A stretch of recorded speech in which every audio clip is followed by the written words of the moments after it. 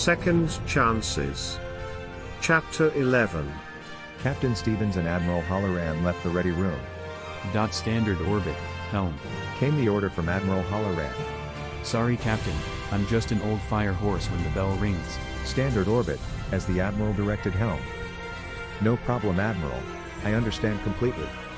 Unfortunately, there are 5 other old fire horses on this tub, and I've had to remind them every so often. David replied. On screen. There before them floated a ball of mud, mottled brown and black. The seas were a muddy brown.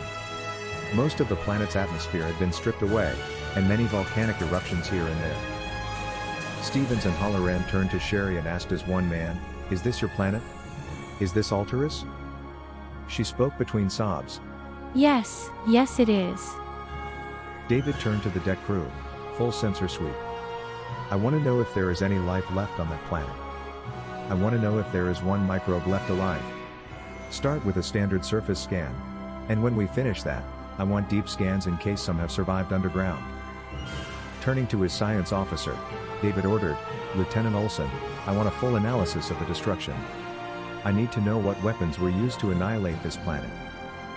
Lieutenant Jenny Olson, David's science officer, was yet another former captain of her own ship, the USS Exeter.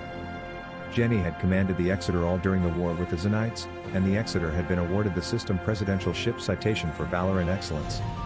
But once again, the peacetime fleet had taken its toll on the captain and crew of valiant combat veterans.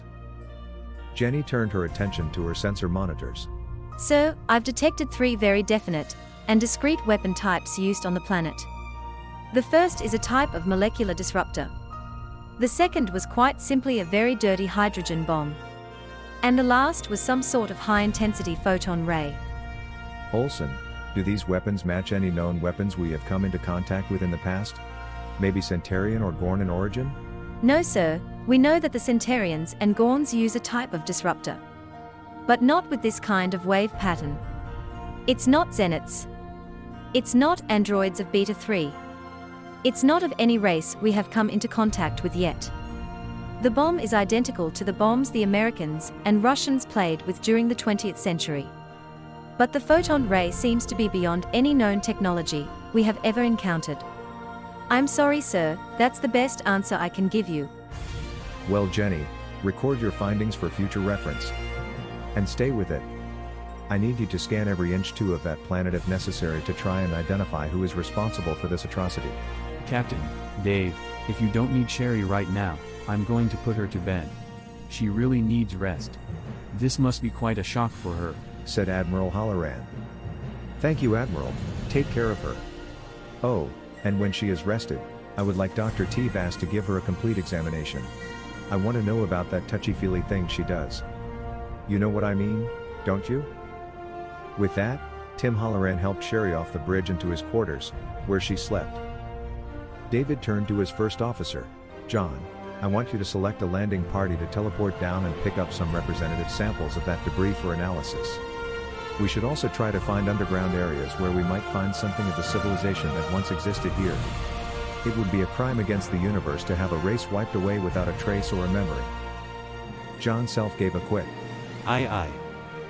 Then, smiling, he began to choose security, engineering, life science, biology, and technology officers and crewmen to make up his landing party. He directed the party to be outfitted with lasers and anacorders, but when he said, Environmental suits. the eyes rolled, and the groans went up from the party members. But like the professionals they were, the party donned their suits, took up their equipment, and prepared to teleport down. John touched his comm badge. Captain, we are ready to teleport down. Any further instructions? Stevens to the landing party, for heaven's sake, be careful. I want to keep every last one of you alive. Good hunting. Captain out. One disgruntled security crewman remarked that if the captain really cared, he wouldn't be sending people into this kind of situation. 3 other crewmen turned on him. This is our captain. And he's one of the best in the fleet.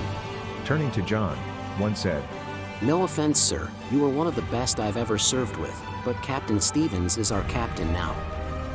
Turning back to the security crewman, Our mission is to investigate these kind of things, and you know it. So, stop bad-mouthing the captain, he's doing his job, and we need to do ours. Taken down a peg, the crewmen grumbled a little and got ready to teleport down. A moment before the landing party beamed down, Admiral Halloran stepped into the teleporter room. Good luck. John started. How long have you been there, Admiral? Halloran smiled. Long enough to hear a crew express their loyalty to their captain. Good hunting. John turned to crewman Wilson. Energize. Shirley and Admiral Halloran watched the landing party as the teleporter enveloped them, and they faded away. Halloran turned to Shirley. Crewman, when we called you to the bridge and Sherry touched you, what happened? Shirley Wilson turned red but replied. I'm not sure, sir, but suddenly Robert, Captain O'Reilly became the most important person in my life. I guess I fell in love. Tim confessed. I was just checking. I think the same thing happened to me. I fell for Sherry, and I think O'Reilly fell for you. So life is good, don't you agree? Shirley had to agree happily. On the bridge, David sat in the center chair and watched his crew going about the grim task of investigating the tragedy below. How long before we have a complete surface scan? David asked his crew. Lieutenant Larry Sorensen, helm, answered. About another 3 hours, sir. We could speed it up, sir, by my doing the surface scan while Shelley, Lieutenant Jacobs, begins a deep scan. There should be very little interaction. David agreed. Okay, Larry, Shelley, let's do it. David spoke without turning. Jenny, how's it going over there? Captain, I have evidence of a fourth weapon, some kind of poison gas.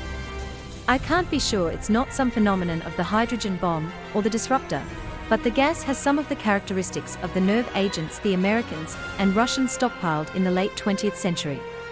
I've alerted the landing party. David tapped his comm badge.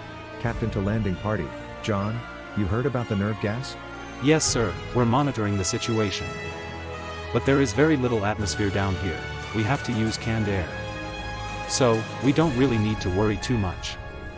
John, I know that the nerve gas we use to stockpile can be absorbed through the skin and eyes. For heaven's sake, be cautious. Roger, sir. If things get too hairy down here, we will teleport up. If anyone on the bridge had looked, they would have seen David's face reflect his deep concern for the crewmen on the planet. He knew that John was an experienced ship captain and first officer. He would be more concerned about his landing party than anyone else. David wanted to order their return but hesitated because of his respect for John's skills and abilities. On the bridge, the waiting was probably more difficult than John's job below. Stevens tapped his comm badge. Bridge to sickbay. Sickbay. Came T. Vass reply. Doctor, check your medical data for nerve gas like that the Americans and Russians had in the 20th century. What I remember is that treatment for that gas consisted of a drug called atropine. But that was for Earthmen. We need to be prepared to treat any crew member. She responded. I will assign Dr. Mtao to that task immediately. He is considerably better prepared for this task than I. Doctor, far be it from me to tell you how to run your department. I want the best to do the job the fastest for the crew's welfare. So if Dr. Mtao is the best choice, do it. On the surface, John directed each member of the landing party to set one function of their anacorder to monitor for radiation and the nerve gas Jenny had detected. The landing party broke into groups of 3, each with a particular task. After several hours, John teleported a good representative selection of debris to the various labs. The first group bent on scanning for microscopic life forms in the air, earth, and water. The second group scanned for any insect life in these same 3 elements. Finally, the third group began to search for any possible underground archives, libraries, art museums, military headquarters, or any place where some of the elements of their civilization might have survived. The last group consisted of the first officer, 1 security crewman, and a medical technician. They set up the party's command post, fashioned an automatic sensor array to monitor the other team's progress, the radiation, and the atmosphere, what there was left of it. The science officer turned to the captain. Sir, the ship's sensors report a rapidly approaching ion storm. One of the many postulates of Murphy's Law says that when things are going the smoothest, conditions deteriorate the fastest. David sat in the center chair, musing. That idiot Murphy was an optimist. David tapped his comm badge. Stevens to landing party. John, come in. The first officer replied. Go ahead, Captain. John, Jenny's detected an ion storm approaching. Let's get everyone up here fast. We'll get back at our investigations after the storm has passed, David urged. Then to the teleporter room. Teleporter, get a lock on those people below and start beaming them up as soon as the first officer gives the word. Shirley Wilson's voice returned. Aye aye, sir. Then, after about 30 seconds, she reported. Locked on, sir, all 12. Excellent, Shirley. Stay on your toes, David replied. All right, John, let's go, get those people up here. John's voice came. Teleport us up. Teleporter, get them up here, the captain ordered. After a moment, the voice of the teleporter crewman came to the bridge. Bridge, I've got 10 of them. The first officer and Lieutenant Carson didn't come through. Well, get them up here, now. You don't understand, Captain. I had a lock on all 12. They should have all come through. Now I can't get a lock on anything down there. I'm sorry, sir. John, what happened? John's distorted voice came. Don't know, Captain. Lieutenant Carson and I were here starting to teleport when suddenly it quit. David turned to the comm station. Lieutenant Abels, what in the world is wrong with our communications? I'm sorry, sir. Standard communications seem to be messed up, possibly the ion storm. I'll switch to subspace. John's voice came through clearly. Captain, Lieutenant Carson and I can wait out the problem.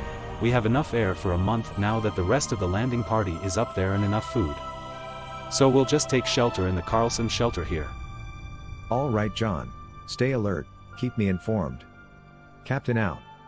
At times like this, David wished he was not a religious man. It would be so satisfying to let out a string of expletives just to help him feel a little better. Darn, darn, darn. At about that time, the personnel lift and the second shift entered the bridge. David checked his watch. All right, everybody, I want you to brief the second shift completely and then get some rest. Commander Beverly Slater, ship's second officer, stepped over to the center chair. Captain, you are relieved. David stood up and motioned Beverly into the chair. This is the situation, Commander. Commander Self and Lieutenant Carson are still on the planet. The rest of the landing party was beamed back a few minutes ago. Unfortunately, it seems we are in the middle of an ion storm, and we will just have to wait till it passes to bring up those two. Keep monitoring them and keep me informed of any changes. Beverly Slater nodded.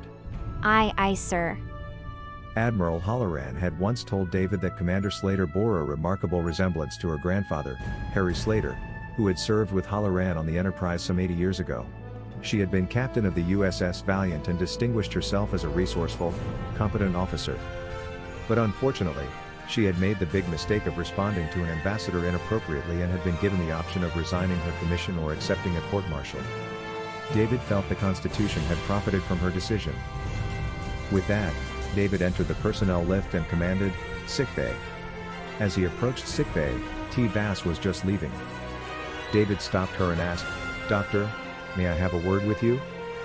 T. Vass regarded her captain. Of course, you may, sir. My time is your time. May we step into your office? This is not for general publication. T. Vass turned and preceded the captain into sickbay. He told the doctor about the scenes he had witnessed between Admiral Halloran and Sherry, Captain O'Reilly and crewman Wilson and Sherry.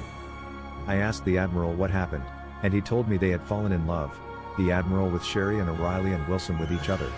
Besides that, Sherry seemed to know who to call after touching Mr. O'Reilly. I've asked the Admiral to bring her here to sickbay when she is rested.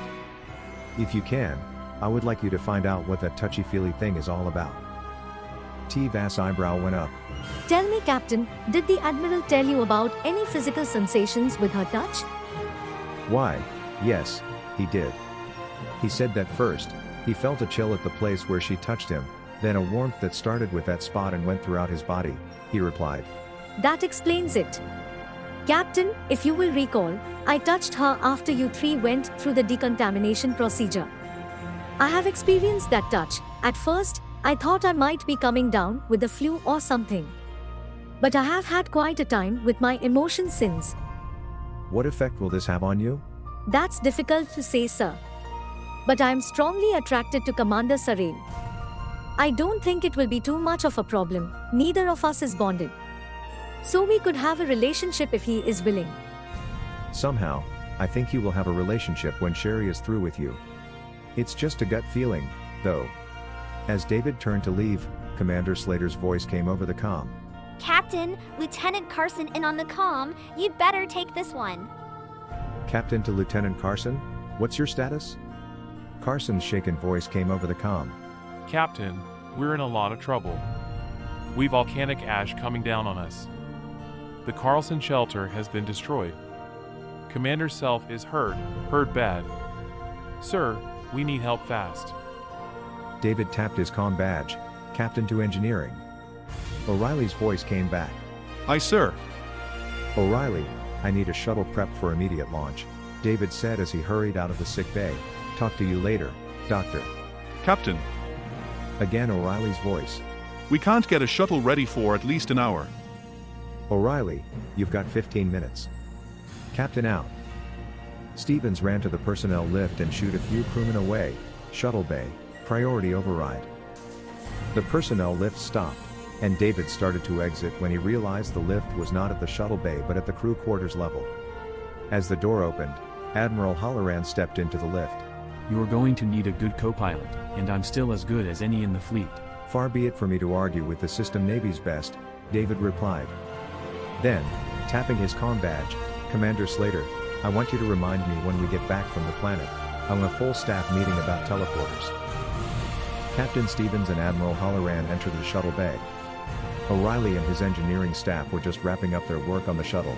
We got her ready, Captain, Admiral. I had the lads and lasses double the fuel load and installed extra batteries, just in case. Both officers replied, Thanks O'Reilly, let your people know that we appreciate their good work. But, David went on, we've got 2 people on the surface, and they're in trouble. This is the only way to help right now. The captain and the admiral entered the shuttle and prepared for departure. O'Reilly opened the bay doors, and the shuttle lifted silently and moved out toward the stars. The ride down was rough. The 2 men rode the shuttle down like a rodeo bull rider, guiding the little ship by the seat of their pants. As they approached the outer limits of what was left of the planet's atmosphere, the craft settled down a little, and they were able to guide the ship to the site where the 2 stranded officers were huddled. As David brought the craft into a landing, Admiral Halloran unbuckled himself and moved to the shuttle's hatch. No sooner had the ship come to a near stop than Tim opened the hatch, jumped out, and ran to the 2 officers nearby. As soon as the shuttle was quiet, David leapt from his seat to help his injured first officer into the shuttle. Admiral Halloran and Lieutenant Carson jumped into the ship, and Halloran thumbed the hatch closed. Commander Self was severely burned and in need of immediate medical attention. Dave, Halloran said, we have to get John back to the ship fast. David looked from John to the Admiral, I know. Then, stepping over the subspace transceiver, David togged the unit, Captain to Constitution. Give me a reading on the storm. Lieutenant Abel's voice answered. Captain, Lieutenant Olson reports that the storm is getting worse, reaching about a 6.3 on the Cochrane scale. David turned to Admiral Halloran. Sir, that kind of storm could blow us halfway across the galaxy. What choice do we have? John might not make it if we delay. We could all wind up smashed on this or some other planet or so far from the ship that it would take years to find our way back. So we're between a rock and a hard place. Halloran replied. David turned to the subspace comm again. Constitution, how long before the storm is far enough to allow us to return with some safety? Lieutenant Olson replied. Captain, the storm will have dropped to about a 2.5 in 12 hours. But the storm has not peaked here. Then get T-Vass on the comm. Moments later, T-Vass came on screen. What is the situation, Captain? David guided the imager to John's burns and reported, you can see that Commander Self is badly burned. We are going to have to stay here on the surface for another 12 hours or so. What can we do to help him with his pain and keep him alive until we can get him to sickbay? The doctor directed them in caring for John. Admiral Halloran, Captain Stevens, and Lieutenant Carson worked to remove John's clothing, washing his burns with a solution prepared according to T-Vass instructions. John reached for the captain. Dave, I don't know if I'll make it. Carson's a good officer. He tried to help me until you got here. John seemed to get weaker and weaker. Another call tip was keeping her informed on John's condition. Aboard the Constitution, everything that could be done was being done. Minute-by-minute observations of the storm to keep abreast of any significant changes. Sickbay was prepared to receive John as soon as he arrived, with doctors and nurses standing by. Captain O'Reilly tried to teleport medicines down to the shuttle, unsuccessfully repeatedly. Then about 8 hours into the 12 hours waiting time, O'Reilly was successful in teleporting down several drugs that would help John until they could get him to the ship. John was extremely weak and breathing raggedly. David administered the painkiller and other drugs O'Reilly had beamed down. After about 15 minutes, John's breathing seemed to come easier. He fell into a light sleep, and the other 3 officers breathed a little easier too. Able now to relax, David, Tim, and Joel Carson leaned back in the shuttle seats and drifted off into a light doze. Captain, Constitution to shuttle. Hey, can anyone hear me? Came Lieutenant Abel's voice. David, Halloran, and Carson jerked awake.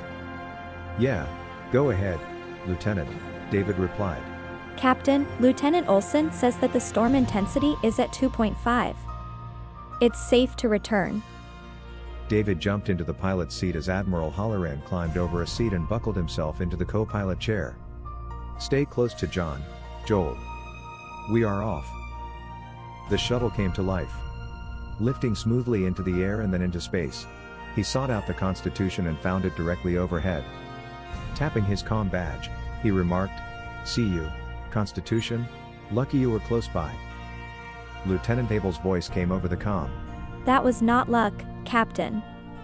Commander Slater, Lieutenant Sorensen, and Commander Jacobs have been adjusting our orbit to make sure we were always as close as possible. David looked at Halloran. That's a damn good crew I've got. Then to the comm. Abels, has anyone there gotten any sleep? Everyone has been here the whole time. Commander Slater felt that we needed the best on the job until you got back. I don't think anyone on the ship has gotten any rest since you and the Admiral left. There was an unmistakable sense of relief in her voice.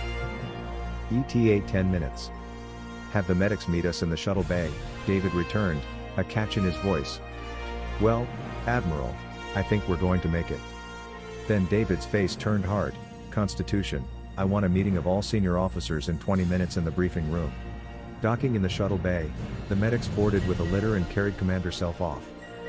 Captain Stevens directed Lieutenant Carson to get some rest. He bid the Admiral thanks and stalked off, a puzzled Halloran right behind him. In the conference room, every senior officer stood as the Captain and Admiral entered. Attention! Someone cried. David walked to the head of the conference table. Good work, everyone. Captain O'Reilly, how did you get those drugs down to us in that storm? David asked. Captain, I just kept trying. I had one set the doctor gave me that I replicated and just kept trying to send it down. I guess I tried about every 15 minutes until I got them through. Crewman Wilson and I just kept at it. O'Reilly replied. Everyone, your efforts probably saved Commander Self's life. I commend each of you. And it will be reflected in your records. David paused a long time, then said, I'm mad. I am so angry I could spit. In this age of ours, we are stymied by a simple ion storm. I will not accept that. If we can get clear communications on the subspace, I want you to devise a way to teleport things and people through subspace. With that, we should be able to teleport around a storm. Any comments? There was silence for a long time. Captain O'Reilly cleared his throat. Captain, I don't know if it can be done. The System Navy has been working on it for years. O'Reilly, I couldn't care less who hasn't been able to do the job. This crew can do anything it sets its mind to do. I'm confident that we can do it with skills like yours, Abel's, Wilson's, and the others in this room and on this ship, David said. Pick any brain, use any computer space you need, just get it done.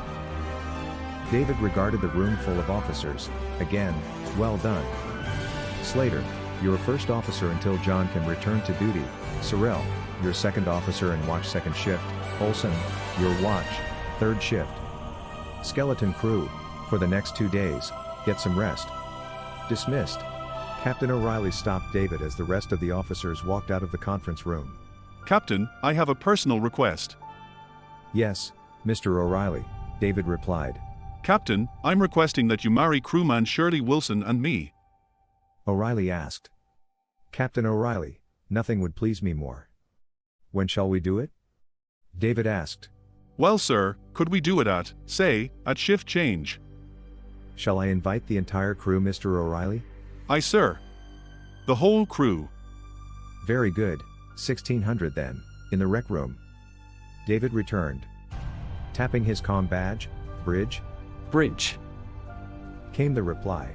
Lieutenant Jensen here. This is the captain. Ship wide please, Lieutenant. Ship wide. Now hear this. This is the captain. All personnel are invited to the rec room at 1600 hours to witness the wedding of Captain Robert O'Reilly and teleporter crewman Shirley Wilson. Captain out. David walked to the personnel lift and traveled to the bridge. On the bridge, David relieved Commander Slater, took the center chair, and asked the deck officers for their instructions and findings. Navigation, helm, and science replied that the scans of the planet were continuing. Science also reported that the ion storm was now registering a 1.3 on the Cochrane scale. So far, no survivors had been found, and no living thing existed in the atmosphere, seas, fresh water, on or in the ground. The surface scan had been completed, and both navigation and helm were continuing with the deep scans. They had found and charted a number of hollow underground areas that would have to be investigated by a landing party. Time went quickly as the deck crew continued to scan the planet. Soon it was 15:30, and David called Larry Sorensen and asked him to relieve him so that he could prepare for O'Reilly and Shirley's wedding. Larry relieved the captain after about 5 minutes, looking a little dragged out. David went to his cabin, picked up his little black book, and scanned the standard wedding ceremony. He decided to make this as special an occasion as possible, so he changed into this dress uniform to honor the couple's wedding. Leaving his cabin, he walked to the rec room and saw that a good 2/3 of the ship's crew was present. This was encouraging. The crew cared about one another. Captain O'Reilly and Shirley, in their dress uniforms, stood before the captain and crew. It was evident that they were nervous, but they were determined to go through with the wedding. In light tones, David began. Since the days of the wooden sailing ships, a ship's captain has had one great privilege, that of joining a man and woman in holy matrimony. We celebrate this very special time and ceremony today with Captain Robert O'Reilly and teleporter crewman second class Shirley Wilson. After the I-do's were said and the kissing of the blushing bride, everyone slapped their backs, kissed the bride, and drank a toast to the happy couple. David turned to the crew and admonished them to get some rest. 2 days from now, I want to finish our investigation and report this atrocity to the System Navy. Heaven bless the happy couple. Then he slipped away to his cabin, dropped onto the bed, and dreamed about Stella.